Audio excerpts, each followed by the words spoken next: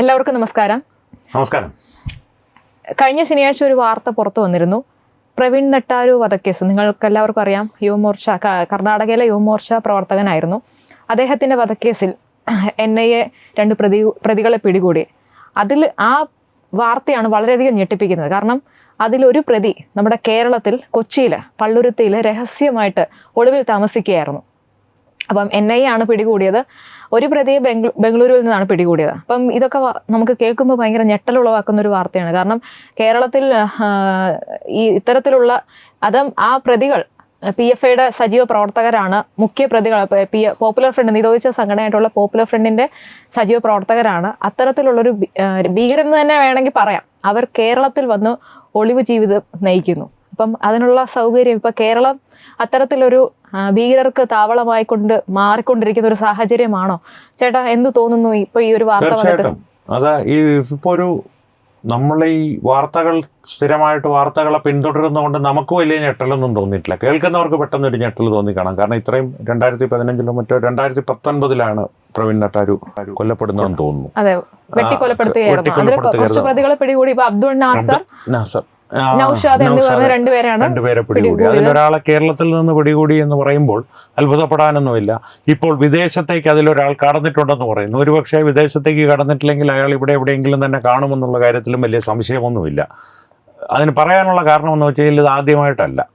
കനകമലയിൽ നിന്ന് ഭീകരവാദികളെ പിടികൂടിയപ്പോഴാണെങ്കിലും ഇതിനു മുൻപ് വിവിധ ഭീകര സംഘടനകളിലെ ആളുകളെ, അത് പോപ്പുലർ ഫ്രണ്ട് ഭീകരവാദിയാകട്ടെ, ലഷ്കർ-e തൈബയുമായിട്ട് ബന്ധപ്പെട്ട ഭീകരവാദികളാവട്ടെ, വന്ന് കല്യാണം കഴിച്ച കുടുംബവുമായിട്ട് 10-12 വർഷങ്ങളായിട്ട് താമസിച്ചിരുന്ന ഭീകരവാദികളെ പിടികൂടിയ നിരവധി സംഭവങ്ങൾ ഈ അടുത്ത കാലത്ത് കഴിഞ്ഞ ഒരു 3 വർഷങ്ങൾക്കുള്ളിൽ കേരളം കണ്ടിട്ടുണ്ട്, വാർത്തകളിൽ വായിച്ചറിഞ്ഞിട്ടുണ്ട്, കേട്ടറിഞ്ഞിട്ടുണ്ട്.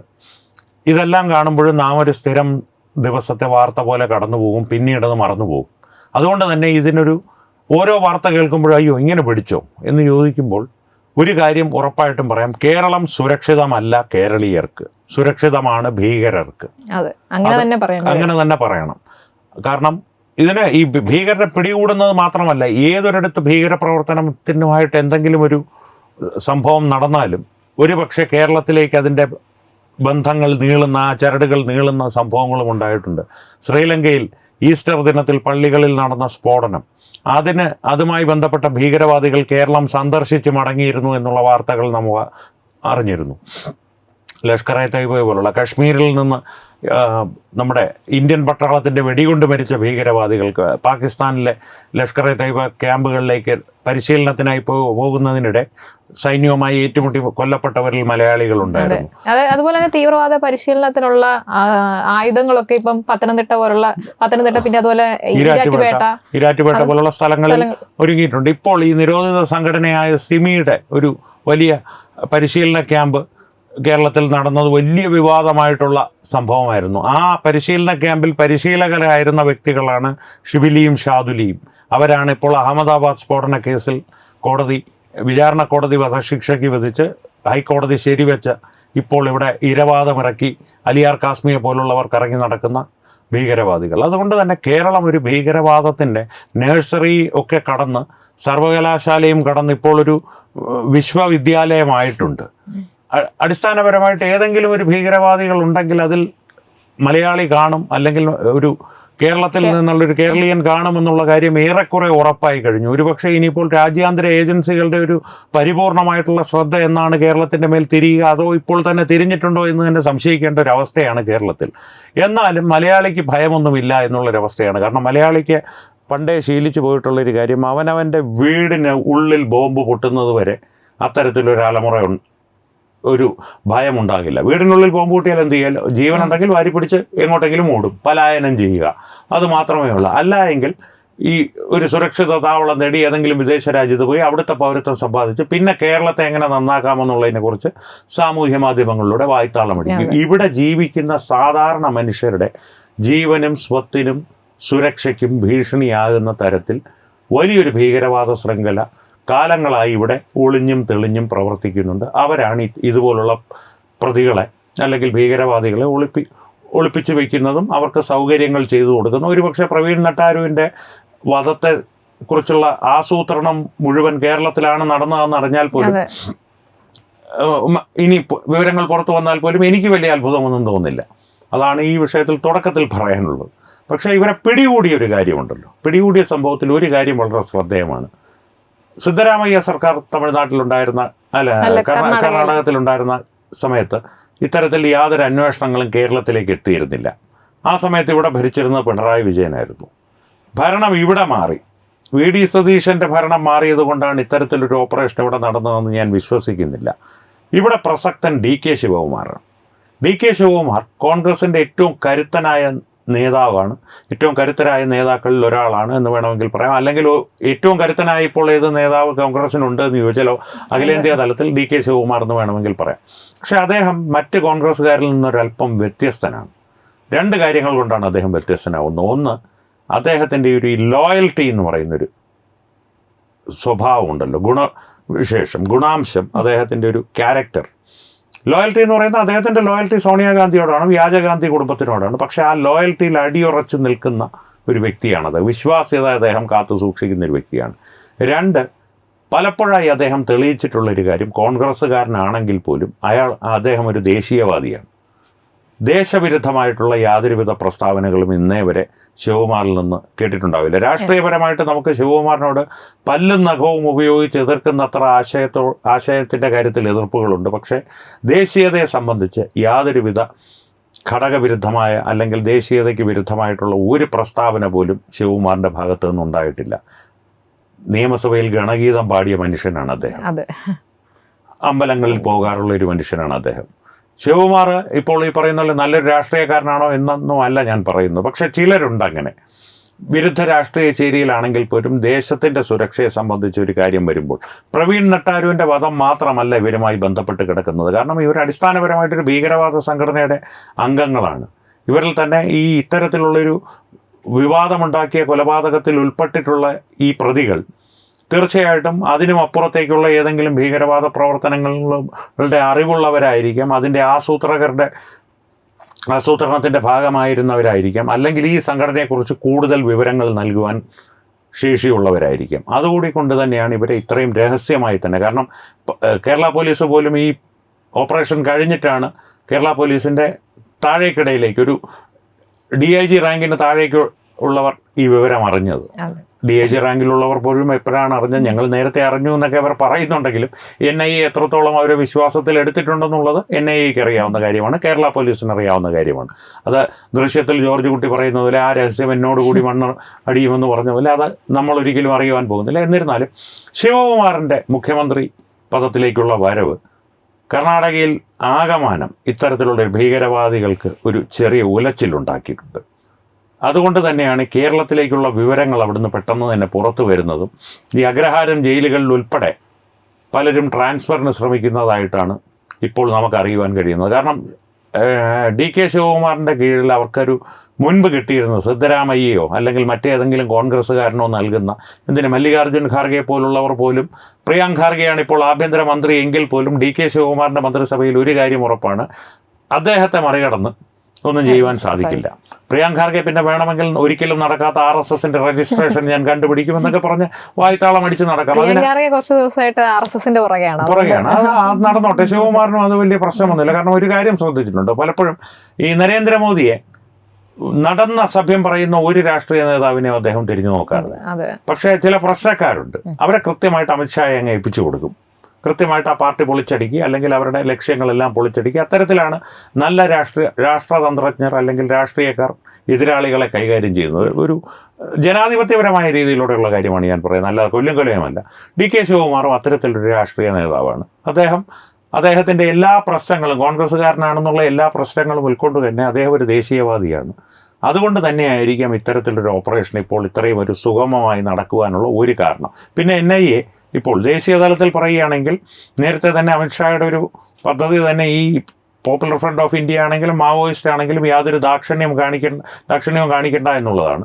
ആ ഒരു തലത്തിൽ NIA പ്രവർത്തിച്ചു വന്നിരുന്നു. പക്ഷേ സംസ്ഥാന തലങ്ങളിൽ പലപ്പോഴും പ്രവർത്തിക്കുന്നതിന് അവർക്ക് ചില പരിമിതികളുണ്ട്. ആ സർക്കാർ, അവിടെ ഭരിക്കുന്ന സംസ്ഥാന സർക്കാർ ഏതെങ്കിലും തരത്തിൽ അവർക്ക് തടസ്സങ്ങൾ സൃഷ്ടിക്കുവാൻ ശ്രമിക്കുകയാണെങ്കിൽ ചുരുങ്ങിയ പക്ഷം പ്രതികൾക്ക് രക്ഷപ്പെടാനുള്ള ഒരു സമയമെങ്കിലും അനുവദിച്ച് നൽകുവാൻ സാധിക്കും. അതൊന്നും അറിയിക്കാതെ ഇവിടെ വരണമെങ്കിൽ കർണാടകയിലെയും കേരളത്തിലെയും സർക്കാരുകൾ ഒന്നും അറിഞ്ഞിട്ടില്ല എന്ന് പറഞ്ഞാൽ അതത്ര വിശ്വസനീയമല്ല. ഏതോ ഒരു ബിന്ദുവിൽ ആരൊക്കെയോ ഇത് അറിഞ്ഞിട്ടുണ്ട്, അവരതിന് നിശബ്ദമായി അനുവാദവും നൽകിയിട്ടുണ്ട്. NIA കൃത്യമായിട്ട് ആളെ പൊക്കുകയും ചെയ്തിട്ടുണ്ട്. ഇനി വരും ദിവസങ്ങളിൽ കൂടുതൽ അറസ്റ്റുകൾ ഉണ്ടായേക്കാം, അതൊരു പക്ഷേ കേരളത്തിൽ നിന്ന് തന്നെ ഉണ്ടായേക്കാം. അതുകൊണ്ട് തന്നെ ആയിരിക്കും ഇപ്പോൾ ജമാഅത്തെ ഇസ്ലാമിയും പണ്ഡിതന്മാരെല്ലാം കൂടി കൂട് പൊട്ടിച്ചിറങ്ങിയിട്ടുണ്ട്, പല വിഷയങ്ങളും പറഞ്ഞു. ആയിരിക്കാം അതിൻ്റെ വരും ദിവസങ്ങളിൽ എന്താവുമെന്ന് കാത്തിരുന്ന് ഇവർ ഈ കേരളത്തിൽ വന്ന് താമസിക്കുമ്പോൾ ഇവർക്ക് ഇപ്പം ഇവർക്കുള്ള ചെലവും കാര്യങ്ങളൊക്കെ ഉണ്ടല്ലോ, അതൊക്കെ ആരായിരിക്കും നടത്തി കൊടുത്തിട്ടുണ്ടാവും? ഇപ്പൊ ഈ കൊച്ചിയില് പള്ളുരുത്തിൽ വന്ന് താമസിക്കാതോ ഇപ്പൊ 3 വർഷത്തോളം അല്ലെ ഒഴിവ് ജീവിതം താമസിക്കുക. അപ്പം അവർക്കുള്ള ഇവർക്ക് പിന്നിൽ കുറച്ച് ആൾക്കാരുണ്ടാവുമല്ലോ ചേട്ടാ. തീർച്ചയായിട്ടും ഒരു സംഘടന ഉണ്ടാകും, സംഘടനാപരമായിട്ടുള്ള സഹായങ്ങൾ ഉണ്ടാകാം. അതിനും അപ്പുറത്തേക്ക് മറ്റൊരു വളരെ കൗതുകകരമായ എന്നാൽ ഭയപ്പെടുത്തുന്ന ഒരു വസ്തുതയുണ്ട്. ഒരു സമൂഹം തന്നെ അവർക്ക് പിന്നിലുണ്ടാകും. കാരണം സ്വന്തം മകളെ വിവാഹം ചെയ്തു കൊടുക്കാൻ തയ്യാറായ ഈ സംഘടനകളുമായിട്ടൊന്നും പ്രത്യക്ഷത്തിൽ ഒരു ബന്ധവുമില്ലാത്ത പിതാക്കന്മാരുണ്ട്, ബാപ്പമാരുണ്ട് ഇവിടെ. കാരണം അവൻ ഭീകരവാദിയാണ് എന്ന് പറഞ്ഞാൽ അവൻ നമ്മുടെ സമൂഹത്തിന് വേണ്ടി, സമുദായത്തിന് വേണ്ടി, കോമിന് വേണ്ടി എന്തൊക്കെയോ ചെയ്തിട്ട് വന്നവനാണ് എന്നുള്ളൊരു ധാരണ വെച്ച് പുലർത്തുന്ന പാവങ്ങളുണ്ട്.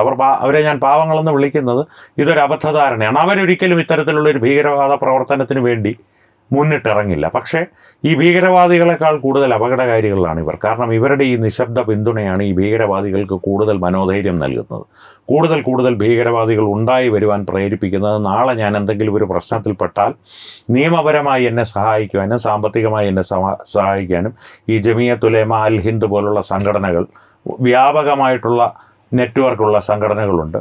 ഒരു സമുദായത്തിൽ, ഒരു സമൂഹത്തിൻ്റെ ഇടയിൽ എനിക്കൊരു സ്വീകാര്യതയും ലഭിക്കും.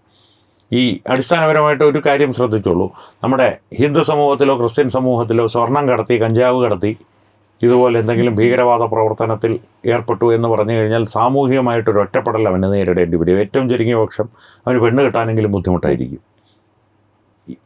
ദൗർഭാഗ്യകരമായിട്ടുള്ളൊരു സംഗതി, മുസ്ലിം സമുദായത്തിൻ്റെ ഇടയിൽ അങ്ങനൊരു സ്ഥിതിവിശേഷം നിലനിൽക്കുന്നില്ല. പെണ്ണ് കിട്ടാൻ എളുപ്പമാകുമെങ്കിലേ ഉള്ളൂ, 1 or 2 കിട്ടിയാലേ ഉള്ളൂ. ഞാൻ അവരെ അപമാനിക്കാൻ പറയുകയല്ല, വസ്തുതയാണ്. ഒരു ഭീകരവാദിയെ പിടിച്ചത് 18 വർഷങ്ങളായി വിവാഹം ചെയ്ത് ഒടുവിൽ പിടിക്കപ്പെടുമ്പോൾ കുടുംബം പറയുമായിരിക്കും ഞങ്ങൾക്ക് അറിയില്ലായിരുന്നു എന്നുള്ളത്, ഈ വസ്തുത അറിയില്ലായിരുന്നു എന്നുള്ളത്. പക്ഷേ അറിയാമായിരുന്നു എന്ന് വേണം സംശയിക്കാൻ. അത്തരത്തിലുള്ള ഒരു സമൂഹം അവരെ മനസ്സുകൊണ്ട് പ്രോത്സാഹിപ്പിക്കുന്നത് എന്തുകൊണ്ടാണെന്ന് ചോദിച്ചാൽ അവരുടെ മതപഠനമാണ്. ആ ഒരു ഭയപ്പെടുത്തുക, കൊതിപ്പിക്കുക, ഭയപ്പെടുത്തുക, ഇത് രണ്ടുമാണ് ഈ മതപണ്ഡിതന്മാർ അവരെ വരുതിക്ക് നിർത്താനായി ഉപയോഗിക്കുന്ന 2 വിദ്യകൾ. ആ വിദ്യകൾ പൂർണ്ണമായി അടിപ്പെട്ടു പോയൊരു സമൂഹമാണ് ഇവരെ സഹായിക്കുന്നത്. അത് ദൗർഭാഗ്യകരമാണ്. പക്ഷേ അതാണ് അവരുടെ ഏറ്റവും വലിയ ബലവും നാം ഭയക്കേണ്ട ഒരു ഘടകവും, ഏറ്റവും ഭയക്കേണ്ട ഒരു ഘടകവും. ഓക്കെ, ഇങ്ങനെ ഒരു പോക്ക് പോയാൽ ഒരു മിനി പാകിസ്ഥാൻ പോലൊക്കെ ആവുമല്ലേ കേരളം ഭാവി? മിനി പാകിസ്ഥാനും അപ്പുറം ഒരു പക്ഷേ ഒരു ആഭ്യന്തര യുദ്ധത്തിലേക്ക് തന്നെ കാര്യങ്ങൾ നീങ്ങുന്നൊരു സാഹചര്യം ഉണ്ടായേക്കാം. കാരണം ഇപ്പോൾ ഉള്ളൊരു സാഹചര്യം എന്ന് പറയുന്നത് കേരളത്തിലെ സമൂഹം പൂർണ്ണമായും നിഷ്ക്രിയരല്ല.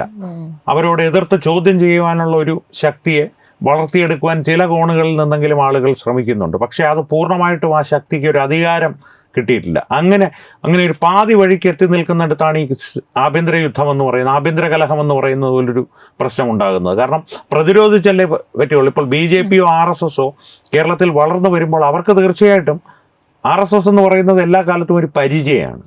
ഹൈന്ദവ സമൂഹത്തിന് നേരെ വരുന്ന വെട്ടും കുത്തുമൊക്കെ തടയുവാനുള്ള ഒരു പരിചയമാണ്. പക്ഷേ ചില സാഹചര്യങ്ങളിൽ അവർക്ക് വാളും കുന്തവുമായിട്ട് മാറേണ്ടി വന്നിട്ടുണ്ട്.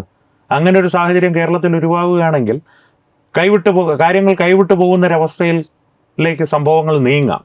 പക്ഷേ അപ്പോഴേക്കും കേന്ദ്രത്തിലെ ഭരണം ഇവിടെ ഒരു സർക്കാരിനെ പിരിച്ചുവിട്ടൊരു കേന്ദ്രഭരണ പ്രദേശമാക്കിയേക്കാം. അങ്ങനെയുള്ള നിരവധി സാധ്യതകൾ നമ്മുടെ മുൻപിലുണ്ട്. പക്ഷേ അപ്പോഴേക്കും നിരവധി ജീവനുകൾ നഷ്ടപ്പെട്ടിരിക്കാം. അതായത് വലിയൊരു അപകടം തന്നെയാണ്. കാരണം ഒരു മിനി പാകിസ്ഥാനും താലിബാനും ഒക്കെ ഇപ്പോൾ തന്നെ കേരളത്തിൻ്റെ അകത്ത് പല പോക്കറ്റുകളിലും ഉണ്ടെന്നേ. കാരണം കേരള പോലീസ് തന്നെ അവരുടെ ആന്തരികമായിട്ടുള്ള രഹസ്യ സന്ദേശങ്ങളിൽ ഓരോ പ്രദേശങ്ങളെ അടയാളപ്പെടുത്തുന്നത് അവിടെ മിനി താലിബാനാണ്, ഇവിടെ മിനി പാകിസ്ഥാനാണ്. പാകിസ്ഥാൻ മുക്കെന്ന് പരസ്യമായിട്ടുള്ള സ്ഥലങ്ങളുടെ പേരല്ല പറയുന്നത്.